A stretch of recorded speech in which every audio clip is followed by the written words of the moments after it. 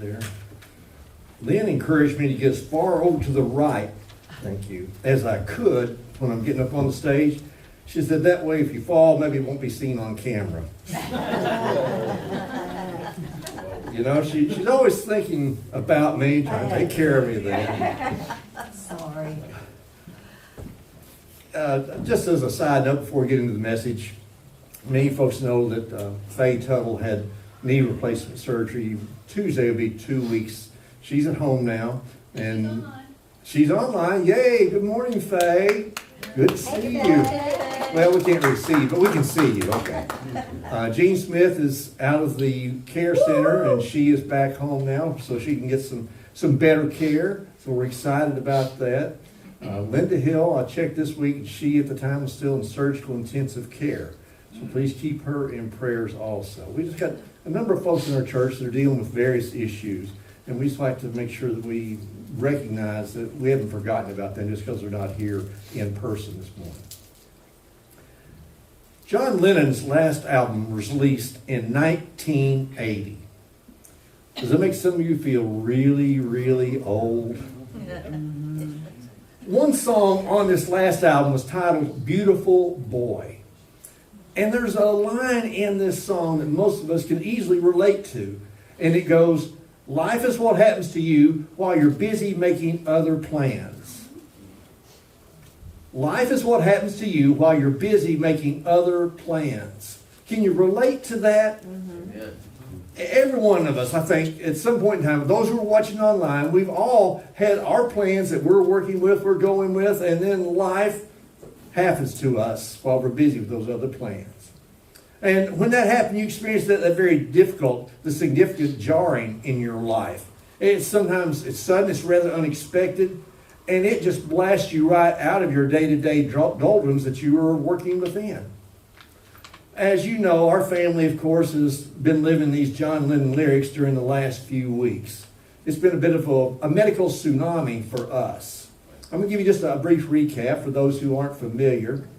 My sister and brother-in-law, Myra and Larry, are here. On the Friday before Thanksgiving, Myra tripped. She's got an armload of towels. She trips, she fell, landed elbows first, dislocated and broke both elbows. Oh my gosh. So they've been set 2 or 3 times each. She's had surgery on the right elbow twice. The surgeon described as trying to put cornbread back together. She's got to go have another surgery on the left elbow because the surgeon who did the right said this one was beyond his skill set. So, you know, she couldn't do anything. So when she came here, when she and Larry came down, we got them down here New Year's Day, she could do virtually nothing for herself. She couldn't feed herself. So Lynn, taking on these duties, Lynn would prepare Myra's plate. She'd put her in a chair. She'd put a bib on Myra. And she would feed her. Now, there may or may not have been some of the, here's the airplane coming into the hangar going on in our house. I don't know. Larry had emergency surgery on Christmas morning, quite the memorable Christmas. And, of course, I think most of you are aware, he's been diagnosed now with stage 4 colon cancer. I had hip surgery December the 12th. That went great. And then December 26th, I've got blood clots in my lungs. That's not great.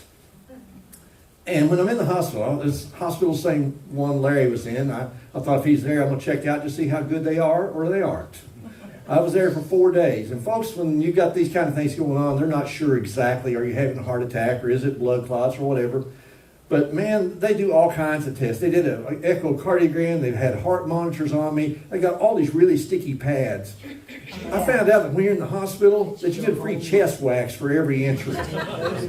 Man. Lynn, of course, has now been saddled with the job, taking care of 3 invalids, 2 dogs, and her job. I mean, it's a massive workload for her. She had a 4-day trip to New Orleans this last week. They'd already been scheduled. That's where the convention is going to be held this year. She was leaving on Monday morning. On Sunday, I heard her on the phone with Southwest Airlines asking if she could cancel her return flight. She couldn't blame her, you know.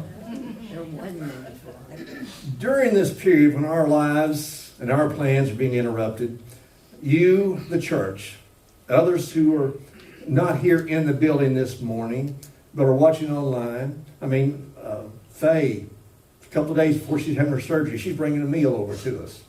Lynn's co-workers, good friends, all of you have ministered to us and just flat out loved on us. People have prayed. Intercessory prayer is something this church is so good about. Something you do so well. And we know when we're being prayed for, and we're grateful for that. People texted and called. Now, I know there were several days when Lynn sent out the word, don't call, because he can't talk. And that was true. But later, people were calling, people were texting, just checking in. And people gave. I don't know how many of you noticed my new tie this morning about the power of prayer. Yeah, Wayne gave me that. Isn't that cool? It is. People came, they brought meals. They bought meals and had them delivered. They've sent gift cards to us. And for Lynn, that's been the biggest help, other than the prayers, because when someone has to try to take care of 3 people, take care of a job, and then come home and prepare a meal too, that's a lot. So it's been just huge for us. We've had roast, we've had spaghetti, we've had lasagna, we've had all kinds of wonderful food brought or sent to us. Now, why do people do that? Well, part of it is it's the fruit of the Spirit. You know God, you know Christ personally, and the fruits are being shown in your life. And that's what we have to do. We want to make sure that people see the fruits of the Spirit in us. Our focus this morning is on the ministry of generosity.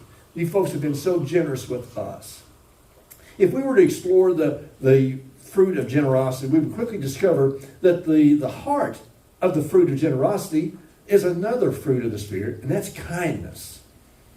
Psalm 68 is a testament from David about what God had done for Israel in days gone by because of the Creator's loving kindness. Each of us can relate to the loving kindness that we get from God. So David, in the first 18 verses, is talking about this historical perspective. But in verse 19, David does a sudden pivot. He moves from the past to the here and now, from a highlight reel of the Lord's victories to praising Jehovah for his activity today, what he's doing in his life right now, what he's doing for Israel right now. Psalm 68:19, blessed be the Lord who daily loads us with benefits, the God of our salvation. I mean, we think about that. Blessed be the Lord who daily loads us with benefits, the God of our salvation. You see, folks, why do we get these benefits that David speaks of? It's the kindness on God's behalf that this Amazon truck, this tractor trailer, goes by the home of believers every day, and it brings this huge load of benefits for those who know and trust Him. I mean, you can picture this truck pulling outside your house right now. And God is dumping this load of benefits out on you. And we enjoy those benefits, especially benefits that originate from the Lord. Some time ago, Time magazine read an article that reported on the benefits of religion and of the church.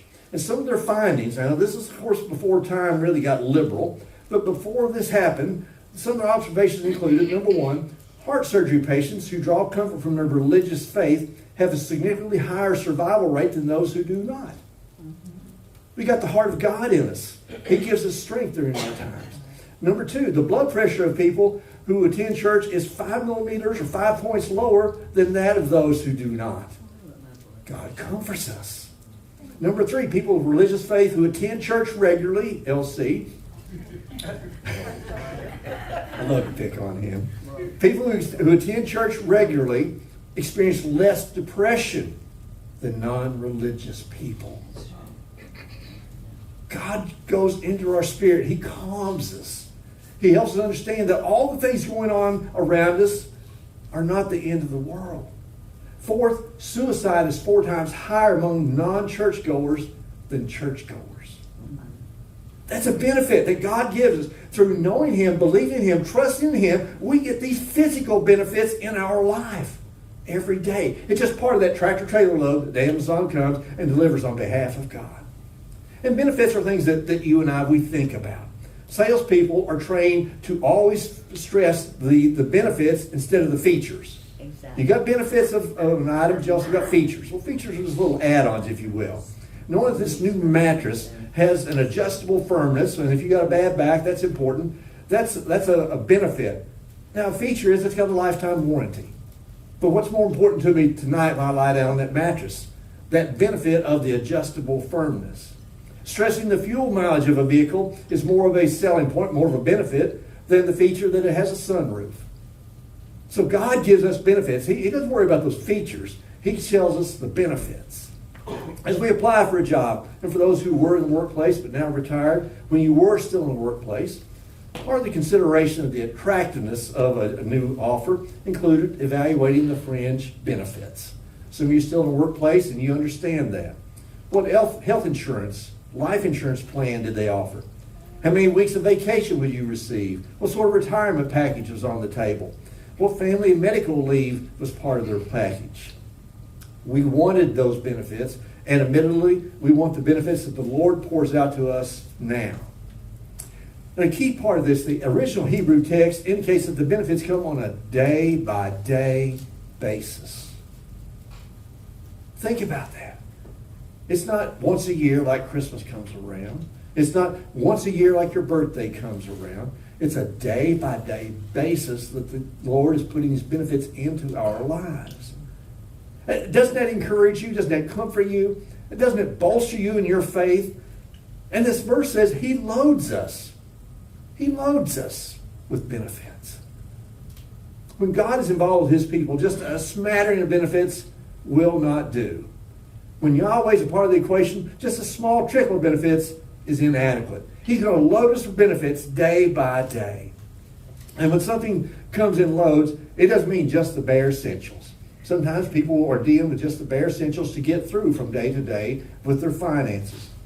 But when we're talking about the benefits we get from God, it means all that we need, more than enough that we can in turn be a blessing to others. And that's what folks have done to us. You've been a huge, huge blessing to us. A Sunday school teacher asked her class if they knew the difference between kindness and loving kindness. And one of the girls says, I know the answer. Kindness is when you ask your mother for a piece of toast and she gives you a piece of toast. But loving kindness is when you ask for a piece of toast and she gives you a piece of toast with butter and jelly on it. Well, that's what we get from God. We get the butter, we get the jelly, we get the whole loaf of bread. God loads us with benefits. The ministry of generosity is what you have done for our family. And I've seen you doing this for other families as well.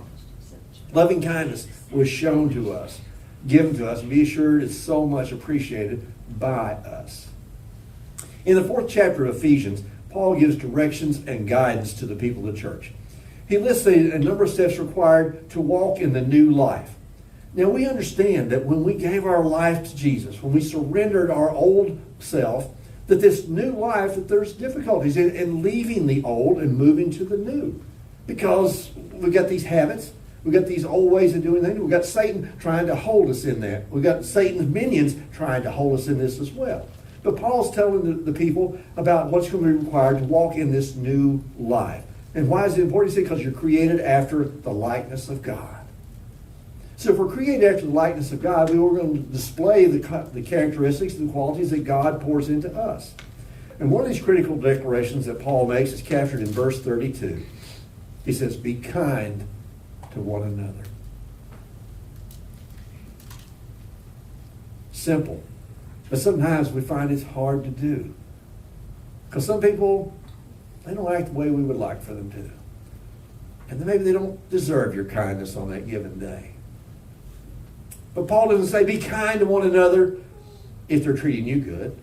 Be kind to one another if they're acting right. Be kind to one another if they know Jesus. Be kind to one another. Now he's speaking to the church, and certainly it's most important in the church. When we have times when we're not kind to one another in church and the world sees that, it gives them all the more reason, all the more excuses to not attend church, to not surrender their life to the Lord. So Paul says, be kind to one another. Now what is kindness? Kindness is looking beyond our interest instead to the interest of others. Sometimes that requires going out of our way, setting aside things that are important, or at least seem important to us. Titus phrases it well in chapter 3. But when the goodness and loving kindness of God, our Savior, appeared, He saved us, not because of works done by us in righteousness, but according to His own mercy, by the washing, regeneration, and renewal of the Holy Spirit. So we get the benefit. We get a load each day of the goodness and loving kindness of God. And it changes us. It changes our behavior. It changes our outlook on the world. And because God is kind to us, we should be kind to others in response to His goodness. So I believe the fruit of kindness is the driving force behind the fruit of generosity. Let's talk for a minute about generosity. What scripture would best sum up generosity, God's generosity? John 3:16. John 3:16, absolutely. For God so loved the world that He gave His only begotten Son, that whosoever believe in Him should not perish but have everlasting life. That's the generosity that we want to have toward people. We want them to know what God has so generously given them. And when we do that, we are the mirror image of God. Now we know, of course, that Jesus, when we see Jesus, we see God. He's the clearest revelation of God that we have to work with. And as disciples of Jesus, people who have taken up our cross, who've denied ourselves, who followed Him, then the people around us should see Jesus. I got to be honest with you, there are times people see me and they don't see Jesus. And I'm sorry for that. And I don't like myself when I'm doing that. Sometimes it just is the way we are. But we don't settle with it. We don't say, well, it's just the way I am. I'm going to be that way. No. We want to be kind to others. We want people to see Jesus. And when they see something that's not looking like Jesus, we want it to be a rare occasion. God gave because of His generosity. And God gave everything in the person of Jesus.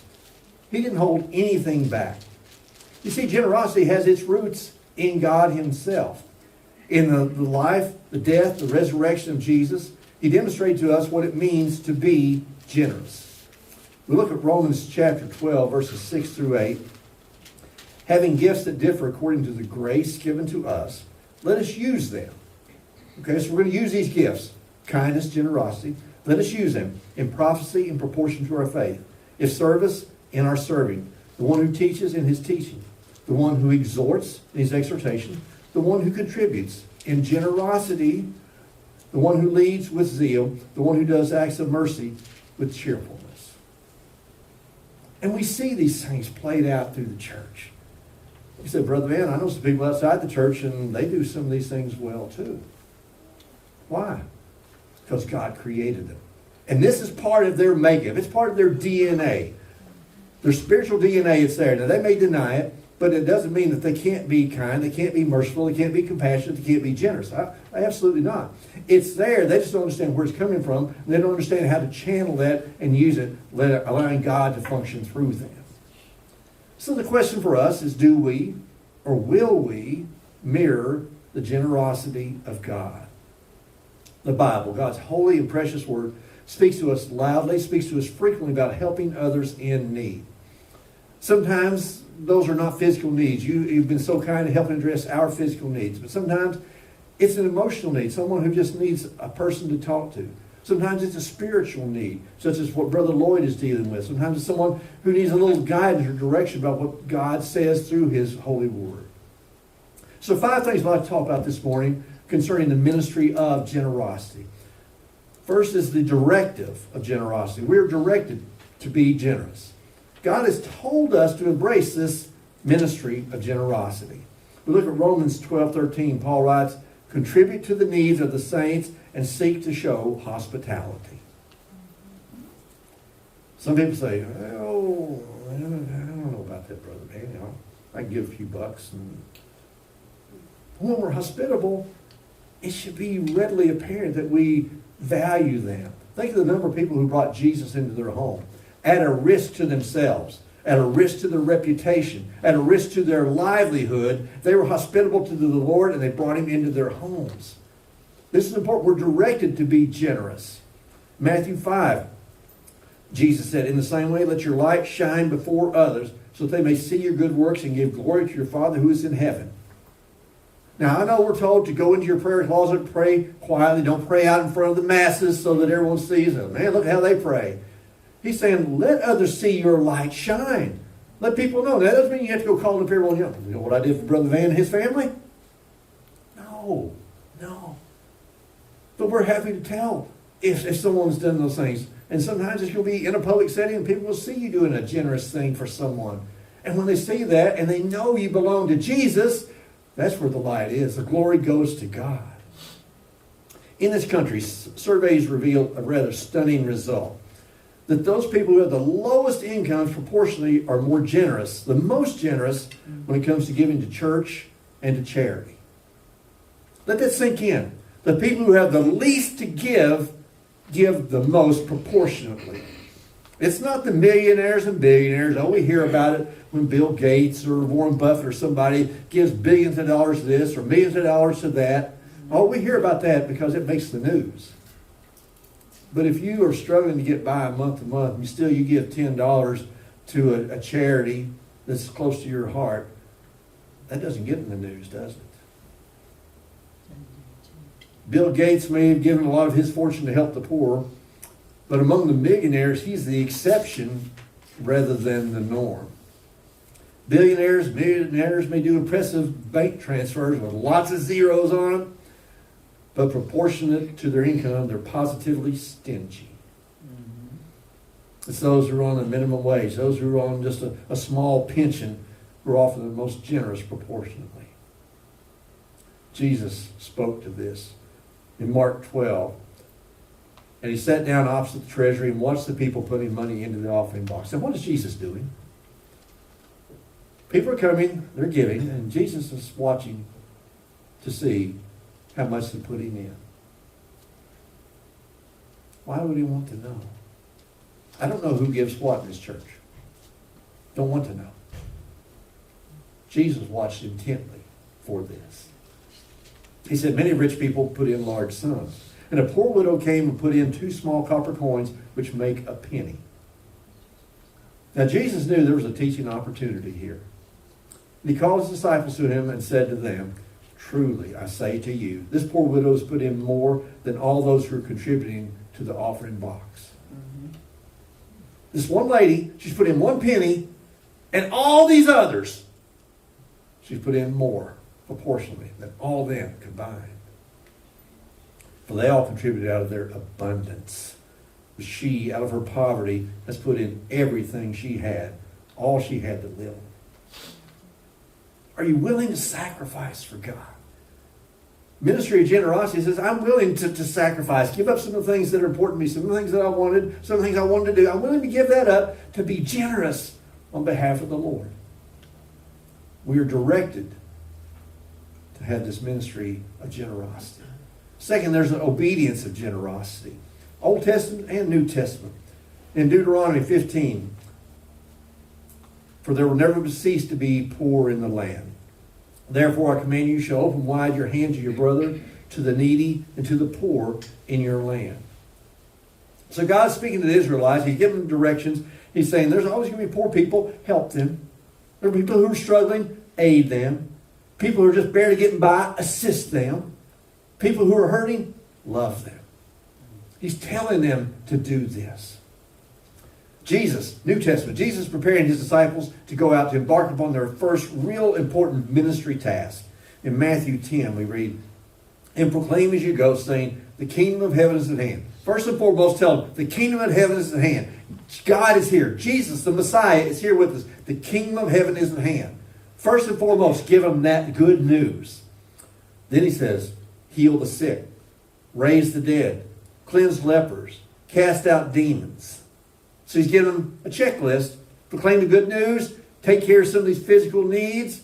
Then he says, you receive without paying. Give without pay. Be generous. Give to them everything that I have given you. I've given you the truth that I am the Messiah. I've given you the ability to heal people. Give those things to them and take no money for it. Be generous. Sometimes we get so concerned about, well, tomorrow will I have what I need? Well, what about next month? And we tend to want to hold back.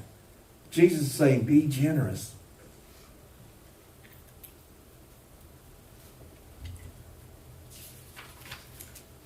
There's a responsibility of generosity as well. In Galatians 5:13, for you were called to freedom, brothers. Only do not use your freedom as an opportunity for the flesh, but through love, serve one another. through love, serving one another. Ties in with be kind to one another. How does this look in everyday life? Do we really embrace this mindset that's directed by God? Just this week I spoke with a small business owner. And this business owner shared how through the years, been in business somewhere 25 to 30 years, every time this business owner went and made a deposit in their personal IRA, they made a deposit in the IRAs for each of their employees. Yeah, that is nice. Now, a lot of small business owners, they feel they don't have the financial resources to do that. Don't have the generosity to do that. But this person has had 2 people retire, each with $250,000 in the bank. Now, what would that do for the business owner's IRA to have that $500,000 in their account? But this business owner chose to be generous with others. Galatians 6:2, bear one another's burdens and so fulfill the law of Christ. We have a responsibility to God to be generous to the people that we encounter. Number 4, there's a humbleness, sort of a how-to. God tells us how to be generous. Some of you recall that a few months back, Eddie sang that old Mac Davis song, It's Hard to Be Humble. And Eddie sang from the heart as he sang that song.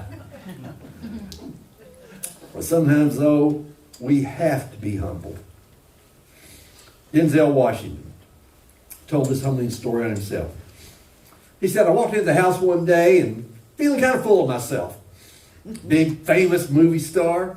And I said, Mother, did you ever think this was all going to happen? And she responded, oh, please, go wash the windows for me. You had no idea how many people were praying for you while you were a knucklehead.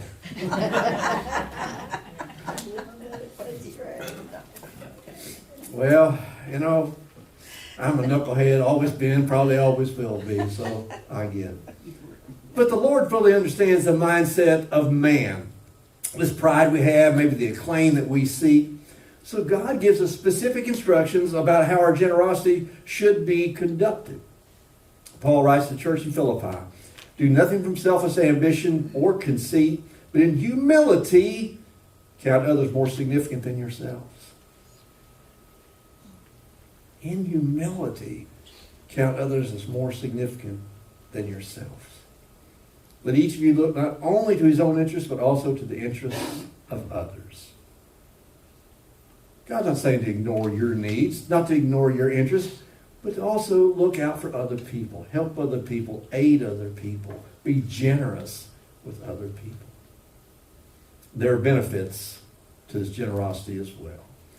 When you do the right things, the right way, for the right reason, the Lord wants to reward you for that. In Hebrews 6:10, for God is not unjust was to overlook your work and the love that you've shown for his name. Let's just stop right there.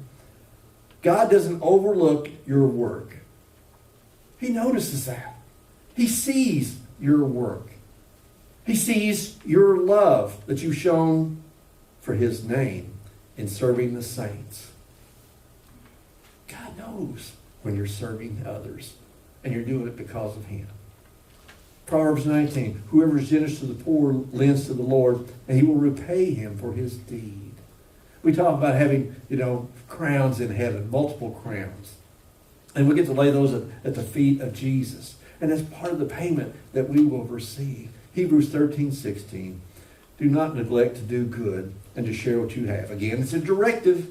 Do not neglect to do good and to share what you have, for such sacrifices are pleasing to God. God sees what we do. He knows our heart when we do those things.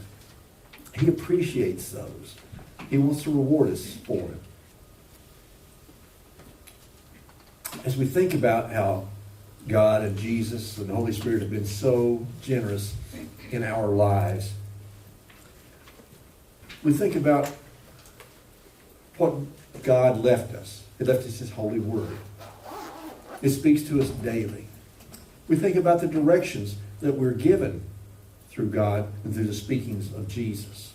And those shape our life. They shape the actions that we choose to take. the way we act or we don't act.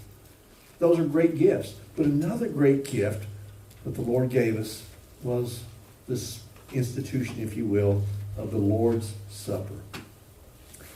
Eddie and our praise team this morning are going to lead us again. If you go back to the blood will never lose its power, we're going to have one verse and one chorus of that. And I could just, as we were going through this verse and chorus, just to contemplate on the significance of the blood that Jesus gave so willingly for you, for me, and for any who would call upon his name. The blood that Jesus shed for me way back on Calvary, the blood that gives me strength